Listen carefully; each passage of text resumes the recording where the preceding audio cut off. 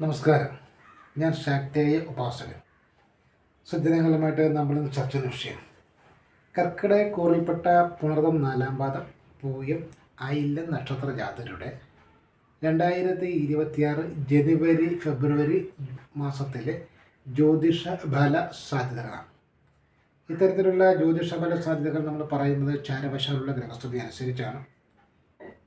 ഇതെങ്ങനെയാണ് ഒരു കർക്കിടകക്കൂറുകാരനായിട്ടുള്ള നക്ഷത്രജാതൻ്റെ ജീവിതത്തിൽ അനുഭവത്തിൽ വരാനിടയാകുന്നതെന്ന് ചോദിച്ചാൽ, ഏതൊരു കർക്കിടകക്കൂറുകാരനായിട്ടുള്ള നക്ഷത്രജാതൻ്റെയും ജാതകമനുസരിച്ച് 2026 ജനുവരി ഫെബ്രുവരി മാസങ്ങളിൽ അവരെ സ്വാധീനിക്കുന്ന ദശാനാഥൻ്റെയും അപഹാരനാഥൻ്റെയും സ്വാധീന ഫലങ്ങൾ എന്തൊക്കെയാണോ അവയെ കൂടെ ആശ്രയിച്ചായിരിക്കും ഇത്തരത്തിലുള്ള ഫലങ്ങൾ അനുഭവത്തിൽ വരിക എന്ന് മനസ്സിലാക്കുക.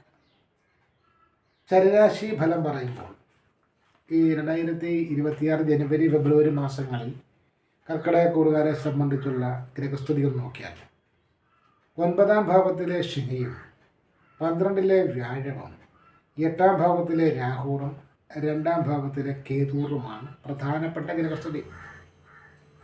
ഇതോടൊപ്പം തന്നെ സൂര്യചന്ദ്രാദി ഗ്രഹങ്ങളുടെ 2026 ജനുവരി ഫെബ്രുവരി മാസങ്ങളിലെ തൽക്കാല സ്തുതിയും കൂടെ പരിഗണിച്ചതിൻ്റെ ഫലവും കൂടെ നമ്മൾ മനസ്സിലാക്കുമ്പോൾ 2026 ജനുവരി മാസത്തെ ഫലം നമ്മൾ ആദ്യം പറഞ്ഞാൽ പുണർതം 4-ാം പാദം പൂയം ആയില്യം എന്നീ നക്ഷത്രങ്ങൾ ഉൾപ്പെടുന്ന കർക്കിടകക്കൂറുകാരെ സംബന്ധിച്ച് 2026 ജനുവരി മാസത്തിൽ ഭാഗ്യ പുഷ്ടിക്ക് വേണ്ടി ചെയ്യുന്ന ചില കാര്യങ്ങൾ ഭാഗികമായിട്ട് വിജയിക്കാനിടയുണ്ട്. ഭാഗ്യത്തിൻ്റെ കടാക്ഷം കൊണ്ട് അത് വിജയിക്കണമെന്ന് ചിന്തിച്ച് ചെയ്യുന്ന കാര്യങ്ങളിൽ ഏകദേശം ഒരു ഭാഗികമായിട്ടുള്ള വിജയത്തിന് സാധ്യത വളരെ കൂടുതലാണ്. അതുപോലെ തന്നെ വിദേശത്ത് പോകാൻ ആഗ്രഹിക്കുന്നവർ തൊഴിൽ സംബന്ധമായിട്ടോ അല്ലെങ്കിൽ വിദ്യാഭ്യാസ വിഷയവുമായിട്ടോ ഒക്കെ വിദേശത്ത് പോകാൻ ആഗ്രഹിക്കുന്നവരെ സംബന്ധിച്ച് അത്തരത്തിലുള്ള കാര്യങ്ങളിൽ വിജയം പ്രതീക്ഷിക്കാം. പക്ഷേ ആ വിഷയങ്ങളുമായിട്ട് ബന്ധപ്പെട്ട് ധനമൊക്കെ കൊടുക്കേണ്ടി വരുമ്പോൾ കൊണ്ടുപോകുന്ന ഏജൻസിയുടെ അല്ലെങ്കിൽ തൊഴിലോ കോഴ്സോ ഒക്കെ വാഗ്ദാനം ചെയ്യുന്ന ഏജൻസിയുടെ വിശ്വാസ്യതയൊന്ന് നോക്കി മനസ്സിലാക്കുന്നത് നന്നായിരിക്കും. കുടുംബപരമായിട്ട് ചർച്ച ചെയ്ത് തീർക്കേണ്ടുന്ന ചില വിഷയങ്ങൾ പൊതുമധ്യത്തിലേക്കോ അല്ലെങ്കിൽ കുടുംബ വ്യവസ്ഥയിലുള്ള കാരണവന്മാരുടെ മുമ്പിലേക്കോ എത്താനുള്ള സാധ്യത വളരെ കൂടുതലായതിനാൽ ശ്രദ്ധയോടുകൂടെ സമചിത്തതയോടുകൂടെ ഏത് വിഷയത്തിലും അഭിപ്രായം പറയുന്നതായിരിക്കും ഈ കാലഘട്ടത്തിൽ നല്ലത്. പിതാവുമായിട്ട് ഏതെങ്കിലും വിഷയത്തിലുള്ള ഭിന്നതയൊക്കെ മാറ്റിവെച്ചുകൊണ്ട് ഐക്യത്തോടെ പ്രവർത്തിക്കേണ്ട സാഹചര്യം ഉണ്ടാകും. കഷ്ടപ്പാട് വർദ്ധിക്കുകയും വരുമാനം അതനുസരിച്ച് ലഭിക്കുന്നില്ല എന്നൊരു തോന്നൽ ഈ കാലഘട്ടത്തിൽ കൂടുതലാവാനിടയുണ്ട്. അതുപോലെ തന്നെ ഭാഗ്യ വിഷയങ്ങളുമായിട്ട് ബന്ധപ്പെട്ട് എന്തെങ്കിലും നല്ല കാര്യങ്ങൾ നേട്ടങ്ങൾ കിട്ടുന്നതുമായിട്ട് ബന്ധപ്പെട്ട് ശത്രുക്കളെ ഭയക്കും. അവരങ്ങനെ പറഞ്ഞു കൊടുക്കുമോ, ഇവരിങ്ങനെ പറഞ്ഞു കൊടുക്കുമോ, അവർ തെറ്റായ റിപ്പോർട്ട് കൊടുത്ത് എനിക്ക് കിട്ടാൻ ആനുകൂല്യം ഇല്ലാതാക്കുമോ, ഇങ്ങനെയുള്ള ഒരു ഭയാശങ്കയ്ക്കും ഈ ജനുവരി മാസത്തിൽ സാധ്യതയുണ്ട്. അതുപോലെ തന്നെ സ്ഥാനമാനങ്ങളെ സംബന്ധിച്ച് ചില വിട്ടുവീഴ്ചകൾ ചെയ്യേണ്ടി വന്നേക്കും. അവനവൻ്റെ അലസതയും വീഴ്ചയും കൊണ്ട് തൊഴിൽ രംഗം മാനസിക സമ്മർദ്ദം ഉണ്ടാകുന്ന തരത്തിലേക്ക് മാറാതിരിക്കുവാൻ ശ്രദ്ധിക്കണം. കുടുംബപരമായിട്ടുള്ള വിഷയങ്ങൾ, വസ്തു സംബന്ധമായിട്ടുള്ള തർക്കങ്ങൾ, ഓഹരി സംബന്ധമായിട്ടുള്ള വിഷയങ്ങളൊക്കെ നിയമപരമായിട്ടുള്ള സ്കൂട്ടണിയിലൂടെ കടന്നു പോകുന്ന സാഹചര്യം ഉണ്ടാവാതെ കഴിവതും അത് ഒഴിവാക്കുന്നതായിരിക്കും നല്ലത്. വാക്കുകളുടെ ഉപയോഗത്തിലും വളരെയേറെ ശ്രദ്ധയും ജാഗ്രതയും പുലർത്തേണ്ടതാണ്. അതുപോലെ തന്നെ വിദേശയാത്രയ്ക്കൊപ്പം തന്നെ വീട്ടിൽ നിന്നും 2-3 ദിവസമെങ്കിലും മാറി നിൽക്കേണ്ടി വരുന്ന സാഹചര്യം ഉണ്ടാവാം. അതോടൊപ്പം തന്നെ പുതിയ ഏതെങ്കിലും തരത്തിലുള്ള കച്ചവടമോ വ്യവസായമോ തൊഴിലിനെയൊക്കെ കുറിച്ച് ആരെങ്കിലുമൊക്കെ പറഞ്ഞ് കേൾക്കാനിടയുണ്ട്.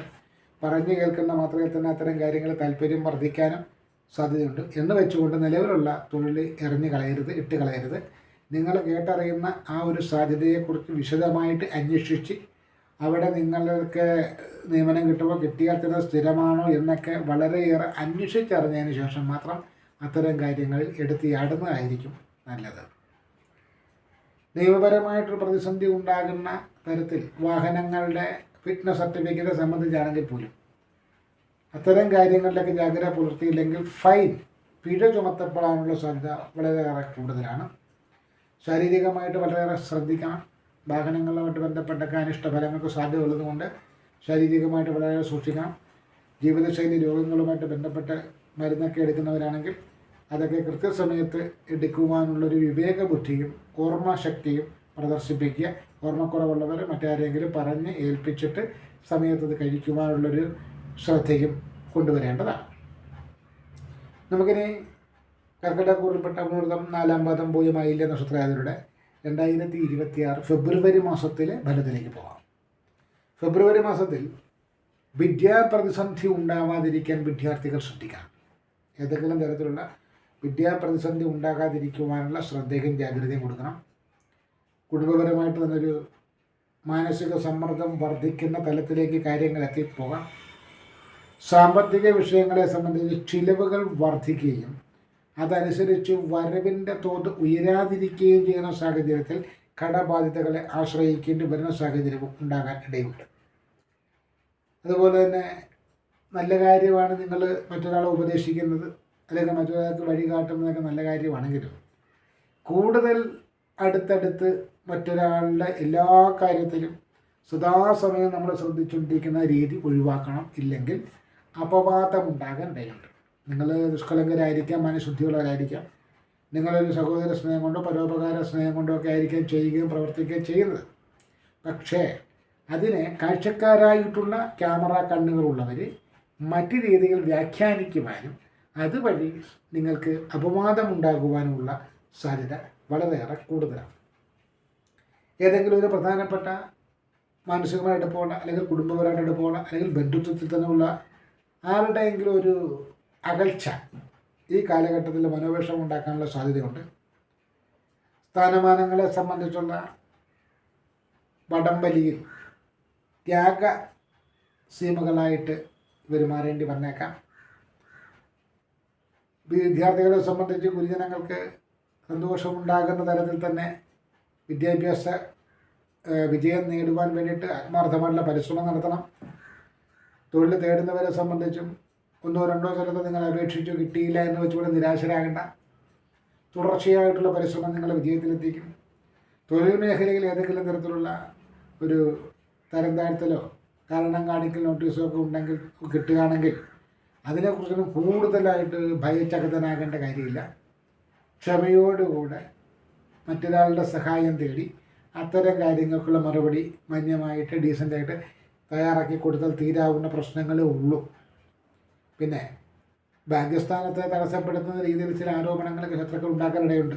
അതൊന്നും വലിയ ആനക്കാര്യമായിട്ട് എടുത്തുകൊണ്ട് അതിൻ്റെ ഒന്നും പുറകെ പോയാൽ നമുക്ക് മറ്റൊന്നിനും സമയം കാണത്തില്ല. അതിനെയൊക്കെ അർഹിക്കുന്ന അവജ്ഞയോടുകൂടെ തള്ളിക്കളയുന്നതായിരിക്കും നല്ലത്. എന്തായാലും ഫെബ്രുവരി മാസം എന്ന് പറയുന്നത് വലിയ പ്രതിസന്ധികളും പ്രശ്നങ്ങളും ഒന്നും ഉണ്ടാകാനിടയുള്ള കാലഘട്ടമല്ല.